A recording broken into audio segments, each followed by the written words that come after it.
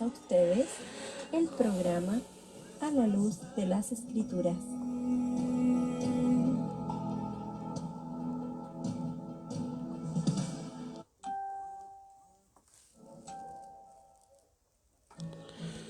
Bien, hermanos, un gusto saludarles nuevamente, hermanos. El Señor les bendiga ricamente.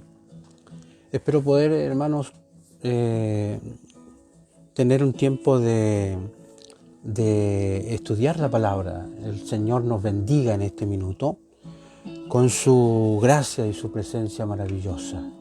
Yo quiero, hermanos, comentarles de que he tenido algunos inconvenientes con el tema del audio, así que estoy haciendo lo que puedo. Ya, pues, la idea es poder aprender en este día, hermanos, con el programa que hacemos diariamente, hermanos, a la luz de las Escrituras, de 10:30 a 11:15, todos los días de lunes a viernes. Y quiero agradecer a aquellos que están constantemente allí compartiendo y para que podamos aprender un poco más de la palabra. Vamos al capítulo 4 ya, en 2 de Timoteo capítulo 4. Así que damos gracias a Dios entonces por esto, porque podemos compartir su palabra en este día. Ya dice así el capítulo 4 de 2 de Timoteo, dice así: os encargo delante de Dios y de Cristo Jesús, que juzgará a vivos y muertos. Os encargo por su aparición y por su reino. Anunciar la palabra, sea urgente, a tiempo y fuera de tiempo. Condenar, reprender, exhortar y hacerlo todo con una paciencia y una enseñanza que nunca fallan. Porque llegará un tiempo en que los hombres se negarán a escuchar la sana doctrina, pero debido a que tienen oídos que deben estar continuamente excitados con novedades, se enterrarán bajo un montón de maestros cuyas enseñanzas se adaptan a sus propios deseos de cosas prohibidas. Evitarán la verdad en sus coches y se convertirán en cuentos extravagantes. En cuanto a ti, dice, sé firme en todo, acepta el sufrimiento que te sobrevendrá, hacer el trabajo de un evangelista. En otra versión dice, haz obras de evangelista. No deje ningún acto de su servicio sin cumplir. Amén. Bueno, muy preciosa la palabra del Señor. En este caso ya Pablo, ¿no es cierto?, ya está en los últimos momentos, por así decirlo. Llega al final prácticamente de su carta y desea animarse, ¿no es cierto?, y animar obviamente, y más que animar, desafiar a Timoteo a su tarea, digamos. Y para hacerlo le recuerda 3 cosas muy vitales acerca de Jesús. Primero, le dice que Jesús es el juez de vivos y muertos, y que algún día, ¿no es cierto?, la obra de Timoteo va a ser probada, decían. No se olvide ese detalle. Dios es el juez de vivos y muertos. Le deja clarito ahí a Timoteo, ¿no es cierto?, ya, y nada menos que será por el mismo Señor Jesucristo. Entonces un cristiano debe hacer cada tarea de tal manera, hermanos, que entienda que se la está ofreciendo al mismo Señor Jesucristo. No le preocupan ni la crítica ni el veredicto de los hombres. Lo único que codicia, ¿no es cierto?, es el bien hecho del Señor Jesús. En este caso, si todos hiciéramos nuestro trabajo con ese mismo espíritu, la diferencia sería incalculable. La verdad es que nos salvaría del espíritu, ¿no es cierto?, susceptible que se ofende, ¿no es cierto?, con la crítica, ¿no es cierto?, nos salvaría del espíritu engreído que se preocupa por los derechos personales y el prestigio personal. Incluso nos salvaría del espíritu egocéntrico que exige agradecimiento, ¿cierto?, y alabanza por cada uno de sus actos. Entonces, incluso nos salvaría, ¿no es cierto?, de ser heridos por la ingratitud de los hombres. A veces hay gente que porque no le reconocen ciertas cosas o no lo consideran, no lo toman en cuenta, están muy molestos, muy heridos. Eso debemos evitarlos, hermanos, porque la verdad es que estamos sirviendo al Dios vivo, no a la opinión de la gente o a la alabanza de las personas, ¿no? Segunda cosa, primero le dice entonces, Jesús es el juez de todos de los vivos y de los muertos. Segunda cosa que le dice a Timoteo, Jesús es el conquistador que regresa. O sea, te encargo, dice Pablo, por su aparición, ¿no es cierto? En este caso, hermano, vamos a verlo lo que dice acá. Te encargo por su aparición. Esta versión dice aparición. Ya, déjeme ver lo que dice otras versiones para que entendamos esta frase. Cuando dice, te encarezco delante de Dios y del Señor Jesucristo que juzgará a los vivos y a los muertos en su manifestación. Ya, aparición y manifestación debemos tenerla en consideración porque la vamos a ir analizando y la vamos a ver. Entonces, dije que la segunda cosa es el conquistador que regresa. El conquistador que regresa, dice, te encargo, dice Pablo, por su, ¿no es cierto?, manifestación o por su aparición. Y aquí nuevamente tratamos esta palabra que ya la hemos visto varias veces, es la palabra epifanía. ¿Te acuerdas que eso lo habíamos visto? La epifanía en este caso, se utilizó de dos formas especiales. Se usó para la intervención manifiesta de algún dios en aquel entonces y se usó especialmente en relación con el emperador romano. Acuérdense que el emperador romano antiguamente, él se hacía llamar Dios. Y cuando él accedía al trono, esa era su aparición, esa era, ¿no es cierto?, su manifestación, o esa era su epifanía, ¿entiende? Entonces, y en particular, y este es el trasfondo del pensamiento de Pablo aquí, se usó para su visita a cualquier provincia o pueblo. Entonces, en este caso, obviamente cuando el emperador debía visitar cualquier lugar, ya, fíjate que todo estaba en perfecto orden cuando él visitaba algún lugar y las calles eran barridas, adornadas y todo el trabajo se actualizó para que la ciudad pudiera ser o pudiera estar adecuadamente para la epifanía o la epifanía, en este caso la aparición, ya la manifestación, ya. Así que Pablo, ¿qué le está diciendo entonces a Timoteo? Tú sabes lo que sucede cuando cualquier pueblo espera la epifanía, ¿entiendes? Le dice, en este caso del emperador, ellos estaban acostumbrados a eso, la epifanía del emperador, ¿ya? Pero tú estás esperando la epifanía o la aparición o la manifestación de Jesucristo. Así que, ¿qué le dice? Haz tu trabajo de tal manera que todas las cosas estén listas, ¿no es cierto?, cuando Él aparezca. Mira qué interesante. Tenemos que hacerlo así. Tenemos que mantenernos activos en el sentido de tener todo preparado, todo listo para cuando Él aparezca. El cristiano debe ordenar su vida de tal manera que en cualquier momento esté listo para la venida del Señor Jesucristo. Entonces aquí notamos también que le dice, no solamente le habla de que Jesús es el juez de los vivos y de los muertos, o que Jesús es el conquistador que regresa, sino que también le dice, hermano, que Jesús es rey. Y Pablo insta a Timoteo a actuar recordando en este caso el reino de Jesucristo, ¿ok? Recordando el reino de Jesucristo. Y llega el día en que los reinos del mundo serán, ¿no es cierto?, el reino del Señor.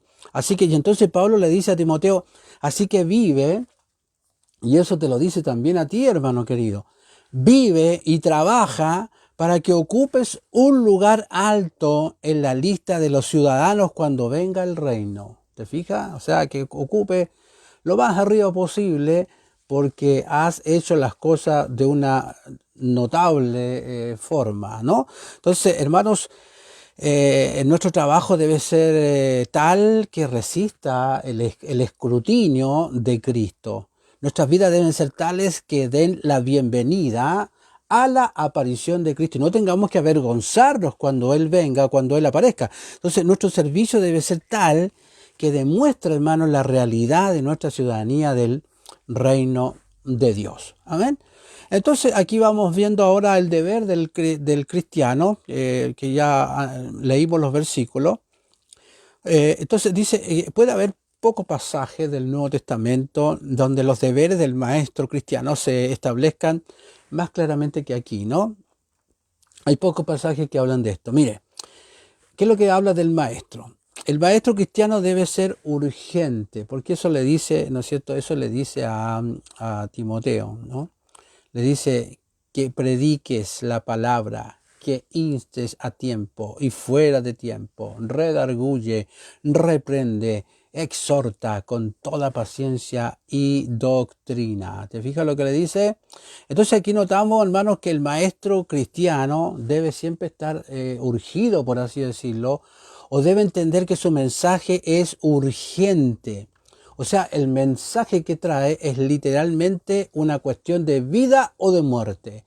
De esa manera debemos tomarlo y vemos entonces que los profesores que realmente transmiten su mensaje son aquellos que tienen una nota de seriedad en su voz, ¿no es cierto? Y que son fuertes en eso, ¿ya? Así que cualquier hombre, hermanos, con una nota de urgencia en su voz, ¿ya? Exige y recibirá una audiencia de otros hombres. Así que hay que ser firme en eso. Cuando se dé la ocasión, cuando se dé la oportunidad, entregar la palabra del Señor porque es cosa de vida o de muerte. También habla de que el maestro cristiano debe ser persistente, y esta palabra también la hemos visto varias veces, ¿eh? Debe instar a las afirmaciones de Cristo a tiempo, decía, y fuera de tiempo. O sea, como alguien lo ha dicho, aprovecha la oportunidad, que cuando esté la oportunidad, ya como dijo Teodoro, el cristiano debe contar cada vez que tiene la oportunidad de hablar en nombre de Cristo, ¿ya? Así que esto no significa que no elegiremos nuestro momento para hablar, o sea, no podemos ser imprudentes, ¿no es cierto? Porque debe haber cortesía en el evangelismo como en cualquier otro contacto humano que tengamos. No debemos ser arrasadores ni atropelladores, sino que atento ahí en cualquier minuto poder entregar la palabra y el mensaje como corresponde. Pero sí significa, hermanos, que quizás somos demasiado tímidos, ¿no es cierto?, al hablar con otros acerca de Jesucristo. Y eso a veces sucede mucho, ¿no? Entonces Pablo continúa hablando del efecto que debe producir el testimonio cristiano. Ahora aquí esta versión habla que debe condenar, ¿ya? Pero ¿en qué sentido? Ahí vamos a ver al tiro porque nosotros no estamos puestos para eso, ¿ya? Redarguye, dice, a tiempo, fuera de tiempo, redarguye, reprende, exhorta con toda paciencia. A ver, vamos a ver otra versión que habla de esta misma. Voy a poner la nueva traducción viviente a ver qué nos dice, ¿ya? Vamos a intentarlo. A ver, dice entonces, llegará el tiempo, dice, dice, a ver, el cual predica la palabra de Dios. Aquí dice, te pido encarecidamente, ¿ya? Predica la palabra de Dios, mantente preparado, ¿ya? Sea o no el tiempo oportuno, corrige, ahí está la palabra, corrige, reprende y anima a tu gente con paciencia y buena enseñanza, ¿ok? Entonces aquí notamos, hermanos, que hay en un sentido hay que condenar, pero ¿de qué hablamos? No está hablando de condenar, a enviarlos al infierno, ni mucho menos. Debe hacer que el pecador esté consciente, o sea, lo que tenemos que hacer es tratar de que el pecador esté consciente que él está en pecado, ¿no es cierto? Que debe reconocer al Señor Jesucristo como su Salvador, ¿ya? Entonces, que el camino hacia la perfección pasa por una serie de disgustos. O sea, de una forma u otra, el pecador debe sentirse disgustado con su pecado. Eso es lo que tenemos que lograr con el poder y la ayuda del Espíritu Santo. Entonces, Epicteto establece, ¿no es cierto?, un contraste entre el falso filósofo en ese entonces, que busca popularidad, y el verdadero filósofo, decía, cuyo único objetivo es el bien de sus oyentes. Ahora, el falso hablaba, cuyo es el único objetivo es el bien, en este caso de sus oyentes, en este caso el verdadero, ¿ya? Pero el falso se dedica a la adulación y complace la autoestima. El verdadero, ¿qué es lo que hace? Ven y que te digas que estás mal, dice, ¿no? Cualquier persona que busca que lo corrijan es un hombre muy sabio. Es interesante, ¿no es cierto?, cuando nosotros intentamos ver que no estamos bien haciendo las cosas. Eso nos ayuda mucho, ¿no? Así que, de hecho, había un hombre en la antigüedad que se llamaba Alcibiades, era el brillante pero mimado y querido de Atenas, quien solía decirle a Sócrates, este hombre le decía a Sócrates, Sócrates le decía, te odio cada vez que te encuentro, me haces ver lo que soy. Esa es la idea, ¿no? Que cada vez que se encuentren con nosotros, ellos vean la necesidad que tienen del Señor Jesucristo y de los pecadores que son. ¿Por qué?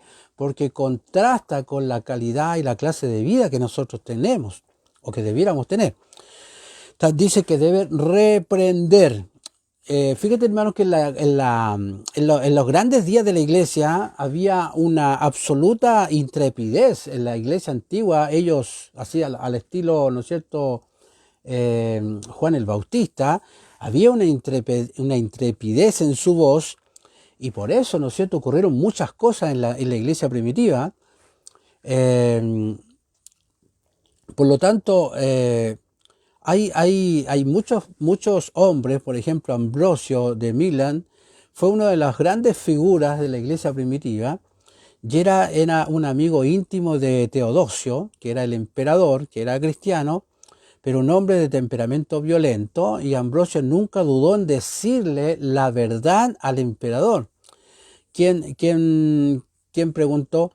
¿Se atreverá a decirte la verdad si un sacerdote no se atreve? Teodosio había designado a uno de sus amigos íntimos, ¿no es cierto?, que pudieran, ¿no es cierto?, este era un hombre que decía la verdad sin ningún inconveniente. Entonces, hermanos, aquí notamos que en nuestras relaciones personales, una palabra de advertencia, una reprimenda, a menudo podría salvar a algunas personas del pecado y del naufragio, hermanos. Pero como alguien ha dicho, esa palabra siempre debe pronunciarse como hermano que corrige al hermano. La idea es que corrijamos a los hermanos de una buena forma, y debe decirse con conciencia de que nosotros somos tan culpables como ellos, ¿entiende? O sea, que somos pecadores arrepentidos, sí, pecadores redimidos, pero a la postre somos pecadores que tenemos falta igual que ellos. Entonces, no nos corresponde a nosotros levantarnos, ¿cierto?, como jueces morales de nadie. Estamos claros con eso, ¿no? No obstante, es nuestro deber decir esa palabra de advertencia, que siempre se está dando una palabra de advertencia cuando sea necesario. Y también dice la palabra ahí, dice, debe exhortar. Y aquí está el otro lado del asunto. Ninguna reprimenda debería ser tal que lleve a un hombre a la desesperación. No tenemos que cometer ese error o que le quite el corazón y la esperanza a las personas. Los hombres no solo deben ser reprendidos, también deben ser alentados. O sea, cuando nosotros exhortamos a alguien, le decimos que esto no está bien, que debe ir por aquí, por allá, porque esto va a suceder y esto va y darle la salida también de lo que va a suceder cuando él toma una conducta apropiada, ¿ok? Ahora, además también el deber cristiano de convicción, de reprensión, de aliento, debe cumplirse con mucha paciencia incansable. Aquí ya está esta palabra paciencia otra vez. ¿Te acuerdas que lo hemos mencionado hartas veces? La palabra es macrotumia. Esa es la palabra y describe el espíritu que nunca se irrita, con mucha paciencia, hermanos. Nunca irritarnos, que nunca se desespera, que nunca considera ningún hombre más allá de la salvación. El cristiano cree pacientemente en los hombres porque cree inconquistablemente en el poder que cambia vidas, que es el poder de Jesús, ¿ok? Él es el que puede cambiar las vidas y nunca tenemos que dudar de eso, así que tenemos que hacerlo, a reprender y también a la vez alentar y todas las demás cosas para que alguien pueda conocer al Señor. También estaban los oyentes necios, en los mismos versículos. Pablo ahí continúa describiendo algunos creyentes necios y advierte a Timoteo que llegará el día en que los hombres se negarán a escuchar enseñanzas profundas, sólidas, y reunirán maestros, ¿no es cierto?, que les van a excitar los oídos precisamente con las cosas tranquilas y cómodas que quieren escuchar. ¿Sí o no? ¿Pasa eso en esta época? Queremos que nos digan que todo está bien, ¿no es cierto?, que no pasa nada. No, estamos en una época de guerra, ¿no es cierto? Estamos en una época, ¿no es cierto?, donde hay que pararse al frente, en la brecha, como le llaman algunos, y dejar esa vida cómoda que tenemos, porque cuando llamamos necesitamos a 10 personas, aparecen 2. Hermano, eso tiene que acabar. Tenemos que entender eso, que si alguien nos anima, nos exhorta y que hay que levantar, hay que hacerlo. De hecho, en la época de Timoteo era trágicamente fácil encontrar a tales maestros. Se les llamaba los famosos sofistas, hermanos, y vagaban de ciudad en ciudad. Ellos ofrecían a enseñar cualquier cosa a cambio de un pago. Y Sócrates dijo de ellos lo siguiente: intentan, dijo, atraer alumnos con tarifas bajas y grandes promesas. Y estos hombres estaban muy preparados, hermanos, para enseñar toda la virtud, en realidad. Le enseñarían a cualquier hombre, le enseñarían a discutir sutilmente y a usar las palabras de una manera inteligente hasta que pudieran hacer creer que lo peor puede parecer lo mejor. O sea, Platón los describió salvajemente. Platón decía de ellos: son cazadores de jóvenes, de riqueza y posición. Entonces, con la educación falsa como cebo y una tarifa como objetivo, que ellos ganaban dinero mediante el uso científico, ¿no es cierto?, de sutilezas en una conversación privada, mientras son bastante conscientes de que lo que están enseñando es equivocado. Eran verdaderos maestros, ¿no es cierto?, de la enseñanza errónea, ¿ok? Y competían incluso por los clientes. De hecho, Crisóstomo escribió sobre ello y decía lo siguiente: decía, es posible que oigas a muchos pobres infelices de sofistas gritando y abusando unos de otros y también de sus discípulos, como ellos lo llaman, peleando, y muchos escritores de libros leyendo sus estúpidas composiciones, y muchos poetas cantando sus poemas, muchos malabaristas exhibiendo sus maravillas, y muchos adivinos dando el significado de prodigio, y 10.000 retóricos torciendo pleitos también, y un número no pequeño de comerciantes manejando sus diversos oficios. O sea, eran verdaderos maestros de la falsedad. Y ahora los hombres en los días de Timoteo, como decía, fueron acosados, fíjate, por falsos maestros que pregonaban conocimientos que en realidad eran falsos. Entonces su política deliberada fue encontrar, hermanos, argumentos mediante los cuales un hombre pudiera justificarse por hacer lo que quería hacer.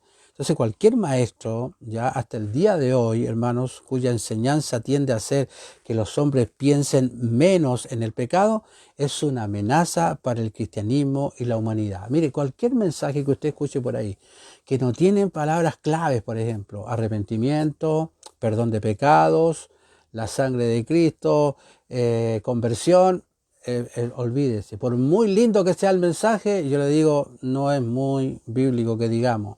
Hay muchos mensajes lindos, pero si sacan a Cristo del mensaje, entonces para mí no sirve. ¿Ya? Entonces, y en contraposición a eso, se deben imponer ciertos deberes a Timoteo. Mire lo que le dice a Timoteo. Debe estar firme, Timoteo. Mantente firme en todas las cosas. Hermano, mantente firme.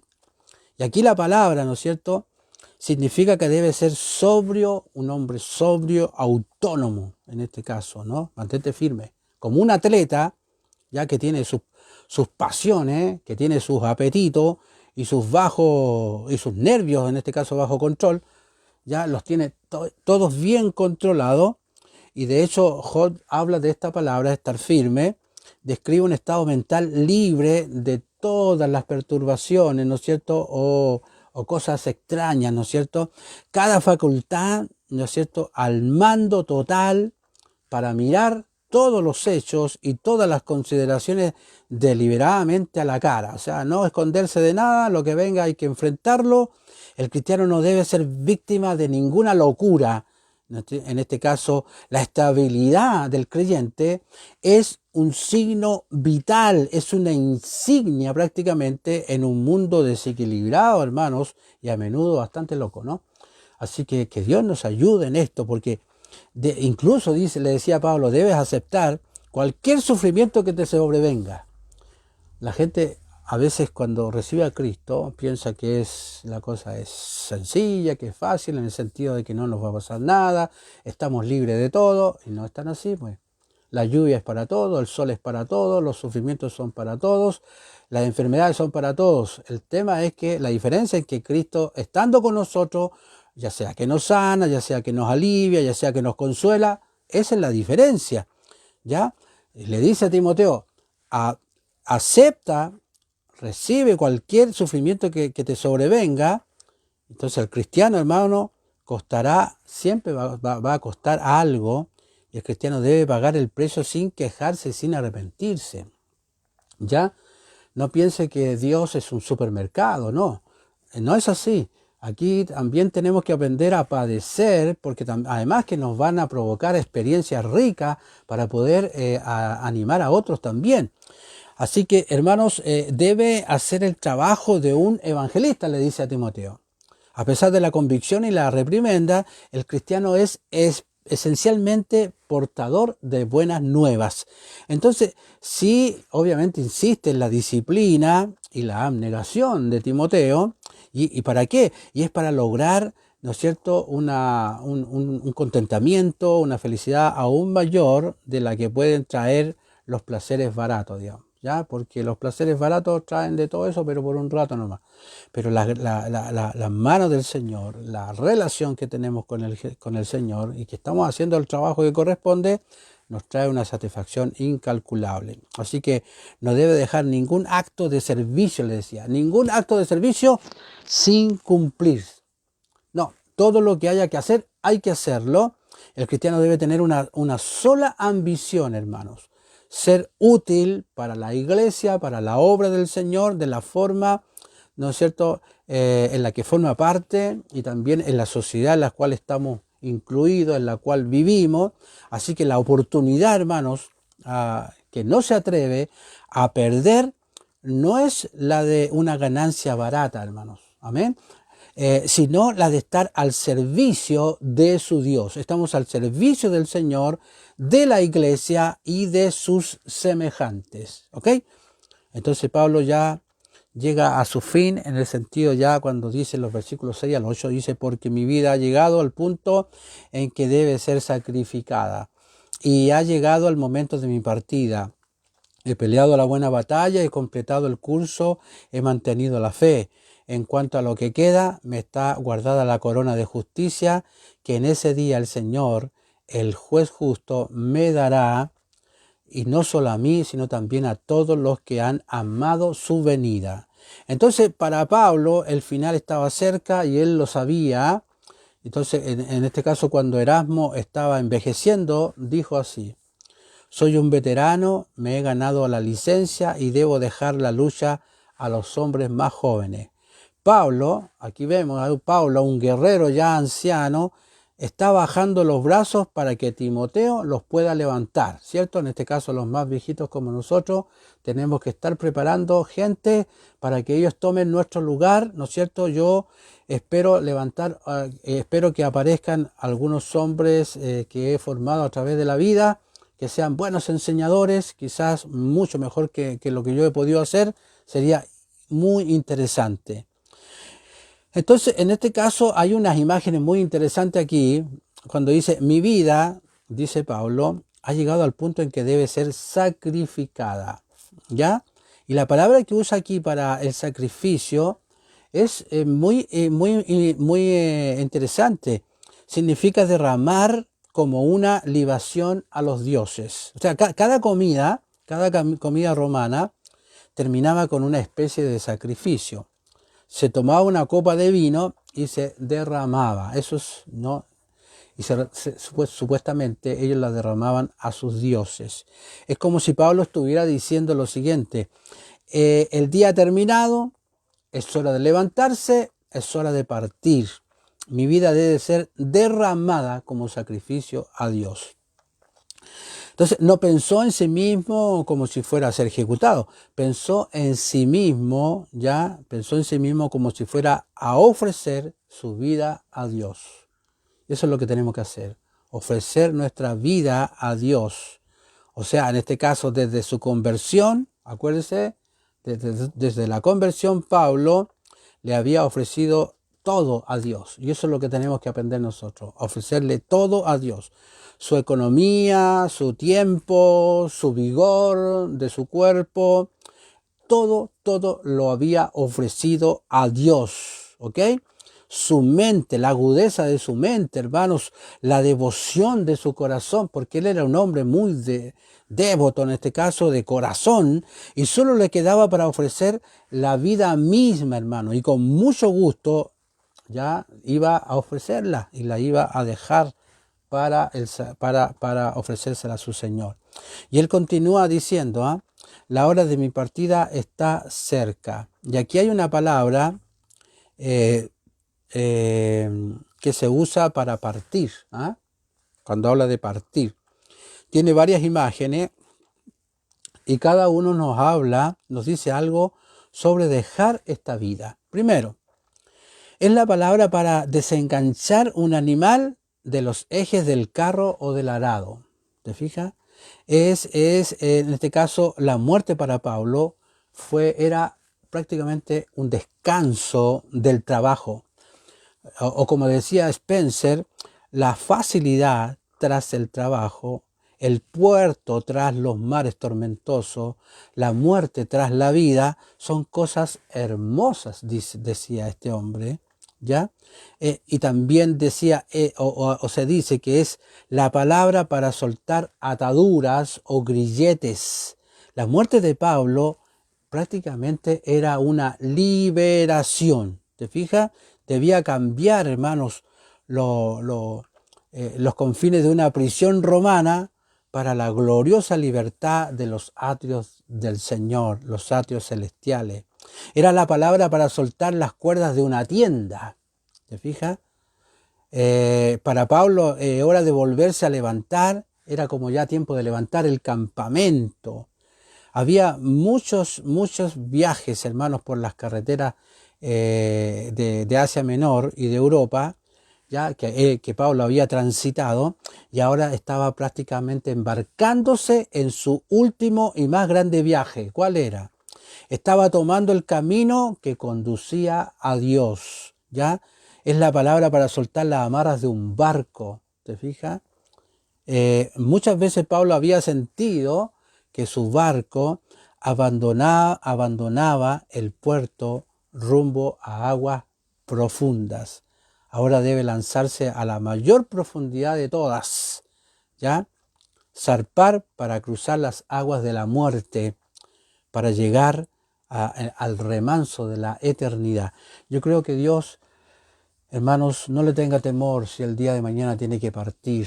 Usted va a ir a la presencia directa del Señor y allí se descansará de todos los difíciles que a veces es la vida, ¿no? Entonces, para el cristiano, la muerte es dejar la carga para descansar. Es dejar a un lado los grilletes para ser libre. Es un campamento, ¿no es cierto?, para establecerse en los lugares celestiales. Es deshacerse de las cuerdas que nos unen y a veces nos amarran a este mundo para emprender un viaje, hermanos, que termina en la misma presencia del Señor. ¿Ya? ¿Quién, pues, entonces va a temer esto de partir de esta tierra? Nadie. Entonces, hermanos, Pablo ahí prosigue, ¿no? Aún en los versículos, Pablo prosigue aún hablando con estos vívidos cuadros de lo que él era, en este caso, de que él era un maestro. Decía, he peleado la buena batalla, he completado la carrera, he conservado la fe. Y es probable, hermano, que él esté usando imágenes diferentes de tres esferas diferentes de la vida. Sino, o una imagen de los juegos se puede ver ahí también. He peleado, decía, la buena batalla. O sea, la palabra que usa aquí para pelear es agon, ¿ya? Y esta es la palabra para una competencia en la arena. Era, ¿no es cierto?, una competencia en la arena, cuando un atleta realmente puede decir que ha hecho todo lo posible, entonces, ya sea que gane o pierda, hay una profunda satisfacción en su corazón.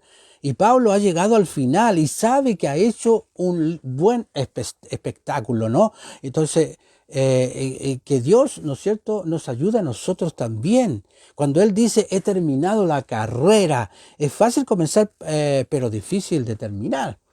Entonces, lo único necesario para la vida es la resistencia. No se olvide de esta palabra que también es bien interesante. Y eso es lo que le falta a muchas personas, resistir, aprender a resistir, ¿ya? Y hermanos, quizás la carrera más famosa del mundo, se podría decir que es la maratón, ¿ya? Y la batalla de maratón fue una de las batallas más decisivas del mundo. De hecho, en los griegos se encontraron con los persas, y si los persas hubieran conquistado, la gloria que era Grecia nunca habría florecido sobre el mundo. Entonces, contra terribles probabilidades, los griegos obtuvieron la victoria, y después de la batalla, un soldado griego corrió todo el camino, día y noche, a Atenas con la noticia, y obviamente corrió directamente a los magistrados y decía, regocíjense, él jadeando, ¿no es cierto? Hemos conquistado. Incluso mientras entregaba su mensaje, hermanos, dice que cayó muerto. Había completado su curso y había hecho su trabajo, y no hay mejor manera de morir para un hombre que cumplir el trabajo que Dios nos ha encomendado. Y para terminar ahí, he guardado la fe, decía Pablo. Y esta frase puede tener más de un significado. Si lo mantenemos en el trasfondo de los juegos de aquel entonces, los grandes juegos de Grecia fueron los Juegos Olímpicos, recuerde, y a ellos acudieron los mejores atletas del mundo, ¿ya? Y el día anterior a los Juegos, todos los competidores, fíjate, se reunían y tomaban un solemne juramento ante los dioses de que, mire, eso es lo que hacían, mire lo que hacían, de que habían realizado no menos de 10 meses de entrenamiento y que no recurrirían a ningún truco para ganar. Así que Pablo puede estar diciendo lo siguiente: he mantenido las reglas, decía. He jugado el juego como corresponde. Sería grandioso morir sabiendo que nunca hemos transgredido las reglas del honor en la carrera de la vida. ¿Te fijas? Entonces, para esta frase puede tener otros significados también. También es una frase comercial. Era el griego habitual para decir, he mantenido las condiciones del contrato. ¿Usted ha mantenido las condiciones del contrato? ¿Ya? ¿Ha sido fiel a su compromiso? Eso es lo que nos contrasta lo que dice Pablo. ¿Ha sido fiel a su compromiso? ¿Ya? Pablo quería decir que él se había comprometido a servir a Cristo y que había cumplido ese compromiso y que nunca había defraudado a su maestro.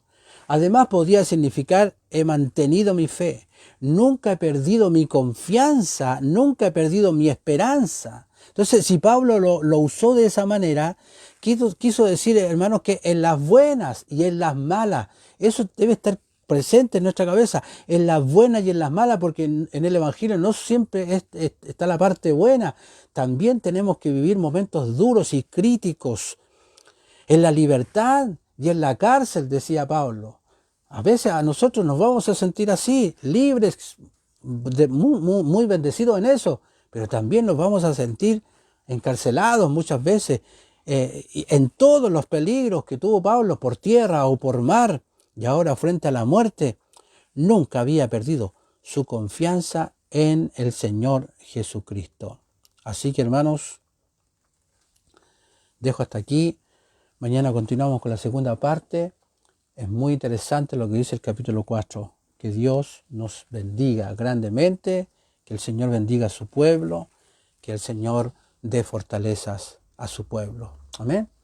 Hermanos, corto acá con a Facebook. Que el Señor bendiga a todos los que observan, los que oyen, que sean muy bendecidos en este día. Amén.